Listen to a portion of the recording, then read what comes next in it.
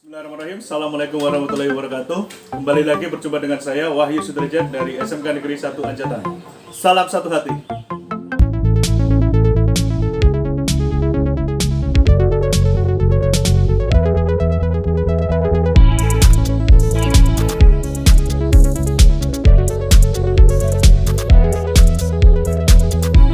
Oke, pada kesempatan kali ini kita akan membahas tentang materi ACG Starter atau Alternating Current Generator. Disebut dengan Alternating Current Generator atau ACG Starter karena merupakan kombinasi dari dua buah alat, yaitu yang pertama ACG sebagai alat penghasil listrik dengan arus bolak-balik dan starter sebagai alat untuk memulai kerja suatu alat atau mesin. Jadi, ACG starter adalah suatu alat yang berfungsi untuk memutar poros engkol saat pertama menghidupkan mesin dengan menggunakan alternator atau stator dan rotor, dan sekaligus sebagai generator. Keunggulan dari fitur ACG starter sendiri yaitu yang pertama, suaranya lebih halus dan minim getaran pada saat menyalakan mesin motor. Yang kedua, teknologi brushless atau tidak menggunakan brush atau sikat arang sehingga minim perawatan. Next, komponen ACG starter. Yang pertama, flywheel. Dilihat pada gambar. Yang kedua, magnet flywheel. Magnet tersebut menempel pada flywheel, melingkar di dalam. Yang ketiga, kumparan atau stator yang berada di dalam. Ada dua komponen pendukung lainnya yaitu dekompresi dan swing back. Yang dimana dekompresi berfungsi untuk mengurangi atau membocorkan kompresi saat awal melakukan starter. Efeknya proses menghidupkan mesin menjadi lebih ringan. Dekompresi diatur oleh mekanisme pada noken as. Sedangkan swing back adalah posisi crank as atau poros engkol yang berputar ke arah berlawanan sebelum starter diaktifkan. Gunanya untuk memberikan kesempatan pada piston mengambil ancang-ancang sehingga mesin lebih mudah dihidupkan. Prinsip kerja ACG starter ketika mesin dihidupkan. Kita lihat nomor 1. Saat tombol starter ditekan, arus listrik mengalir ke kumparan stator, di mana kumparan bila dialiri arus listrik maka akan timbul medan magnet, sehingga medan magnet pada kumparan stator bertemu dengan medan magnet permanen pada flywheel yang menempel pada flywheel, sehingga terjadi saling tolak menolak dan tarik menarik, dan membuat flywheel berputar secara terus-menerus selama starter diputar. Putaran flywheel terhubung ke crankshaft atau poros engkol sehingga mesin hidup. Setelah mesin hidup, putaran crankshaft atau poros engkol terhubung dengan flywheel. Pada flywheel terdapat medan magnet permanen yang ikut berputar juga. Garis gaya magnet yang bergerak berputar tadi pada magnet permanen yang menempel pada flywheel tadi memotong kumparan pada stator, sehingga pada kumparan terjadi GGL atau gaya gerak listrik yang menyebabkan terjadinya arus AC atau bolak-balik. Jadi di sini fungsi dari ACG starter kembali menjadi generator untuk menghasilkan arus listrik AC yang kemudian dijadikan arus DC atau searah oleh regulator rectifier untuk pengisian. Cara kerja ACG starter ketika menghidupkan mesin. Ketika kunci kontak on, maka arus mengalir dari baterai melewati sekring, melewati kunci kontak, selanjutnya sampai ke relay utama atau main relay. Arus juga mengalir ke relay starter atau pengisian dan juga ke ECU. Dimana untuk di ECU ini karena ECU membutuhkan daya meskipun kecil untuk awal. Di relay pengisian atau starter karena belum mendapatkan arus negatif maka dia belum bekerja. Pada relay pengisian atau starter terdapat 5 kaki. Jadi ketika dia tidak bekerja maka menghubungkan antara terminal besar, dua terminal besar, yang satu tidak ada kontinuitas. Sedangkan ketika bekerja maka dia akan berpindah ke terminal yang satunya. Begitu. Karena pada main relay sudah terhubung langsung dengan massa, maka ketika saat itu juga kunci kontak on, maka main relay langsung bekerja, sehingga arus mengalir dari baterai melewati main relay utama terminal besar menuju ke sistem pengaman, selanjutnya ke tombol starter atau switch starter. Sistem pengaman di sini yaitu sistem rem, switch rem. ketika tombol starter ditekan, maka arus tadi, ketika sistem pengaman sudah aktif dan side stand switch sudah menutup, maka tombol starter ditekan, arus mengalir ke ECU. Di sini ECU memberikan arus negatif ke relay pengisian atau relay starter, sehingga relay starter bekerja. Maka terminal yang terhubung berubah, sehingga arus besar dari baterai melewati relay starter atau pengisian dapat mengalir ke ECU yang diteruskan ke alternator atau ACG starter, sehingga starter dapat. Setelah mesin hidup,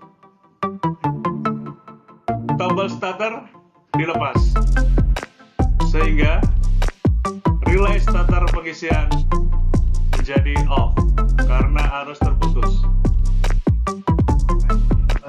dan menghubungkan ke terminal lainnya yang mengalir arus pengisian. Alternator atau ACG starter tadi berubah fungsi menjadi generator untuk menghasilkan arus bolak-balik yang kemudian oleh regulator rectifier disearahkan dan digunakan untuk mengisi baterai. Di sini berubah fungsi menjadi pengisian baterai. Troubleshooting, contoh troubleshooting yang terjadi, semisal kunci kotak on, kita perhatikan pada lampu indikator hijau pada speedometer apakah menyala atau tidak. Jika tidak menyala, maka kita periksa yang pertama baterai. Apakah baterai ada tegangan? Kita menggunakan avometer, selektor pada volt. Apabila tegangan di atas 12,8, maka dipastikan baterai bagus. Apabila di bawah tersebut, maka perlu dicas. Apabila di bawah 12,3 volt, maka baterai perlu diganti. Jika baterai dipastikan sudah oke, maka lanjut kita cek pada sekring atau fuse. Jika sekring ternyata juga oke, kita cek kunci kontaknya. Kunci kontak. Ketika kunci kontak on, maka harus ada kontinuitas. Jika kunci kontak off, maka tidak ada kontinuitas. Jika ternyata kunci kontak dipastikan kondisi oke, maka kita cek pada main relay. Apakah main relay bekerja dengan baik atau tidak? Main relay yang digunakan yaitu relay 4 kaki, di mana ada 2 terminal besar dan 2 terminal kecil.